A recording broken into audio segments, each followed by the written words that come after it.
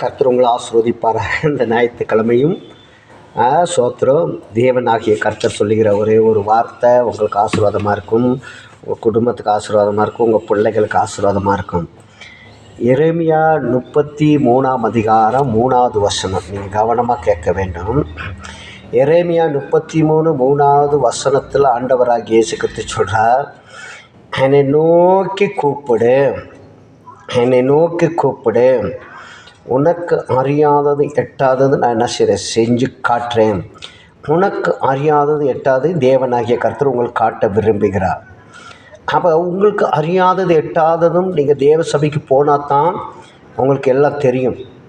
தேவ சபையை விட்டு நீங்கள் பின்மாறி போனீங்க, ஒரு வேளை அதை விட்டுட்டு வேறு காரியங்கள் இன்றைக்கி பார்த்தீங்க, அதை விட்டுட்டு வேறு ஒரு காரியத்தை நீங்கள் செஞ்சீங்கன்னா ஒரு பின்மாற்றத்துக்குள்ளே நீங்கள் வந்துடக்கூடாது. சோத்துடும். அப்போ தேவன் சொல்ல நினைத்தது தடப்பட்டு போயிடும். அதனால தான் இன்றைக்கி நிறைய பேர் சபையில் ஊழியக்காரங்க கீழ்ப்படிவதில்லை. என்னென்னு கேட்டால் சபையை சரியாக விசுவாசிப்பதில்லை, வசனத்தை சரியாக கேட்பதல்ல.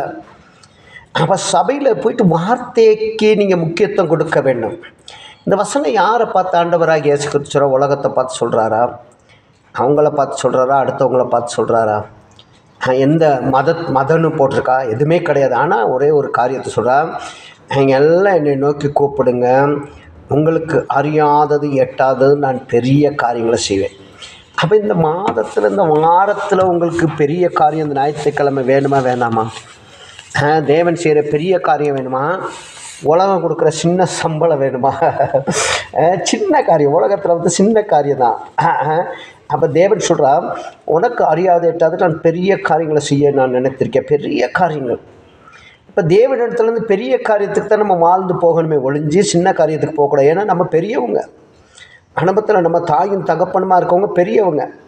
இப்போ நீங்கள் முதலாவதாக சபைக்கு போக வேண்டும், கணவரை கூட்டி கொண்டு போக வேண்டும், குடும்பமாக போக வேண்டும்.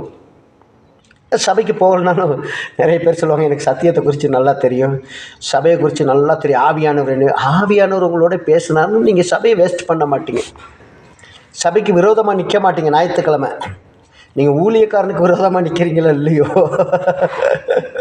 சபைக்கு போகாதனால விரோதமாக நிற்கிறீங்களா இல்லையோ, ஆனால் ஞாயிற்றுக்கிழமை ஆண்டவருக்கு விரோதமாக நிற்கிறீங்க. சபைக்கு போகலை அப்படின்னா ஆண்டவருக்கு விரோதமாக நிற்கிறீங்க. இப்போ ஆண்டவருக்கு விரோதமாக நிற்கிறது நம்மளுடைய வேலை இல்லை, ஊழியக்காரனுக்கு விரோதமாக நிற்கிறது நம்மளுடைய வேலை இல்லை, சபைக்கு விரோதமாக நிற்கிறது நம்மளுடைய வேலை இல்லை. கர்த்தரை தேடி போனால் அவர் தான் சொல்கிறாரு, என்னை நோக்கி கூப்பிடு, உனக்கு இந்த நாளையில் அறியாததும் எட்டாததும் நான் பெரிய காரியங்களை செய்ய விரும்புகிறேன். அந்த பெரிய காரியத்துக்கு உங்களை ஒப்பு கொடுங்க. கர்த்தர் ஆசீர்வதிப்பா. சபைக்கு போங்க.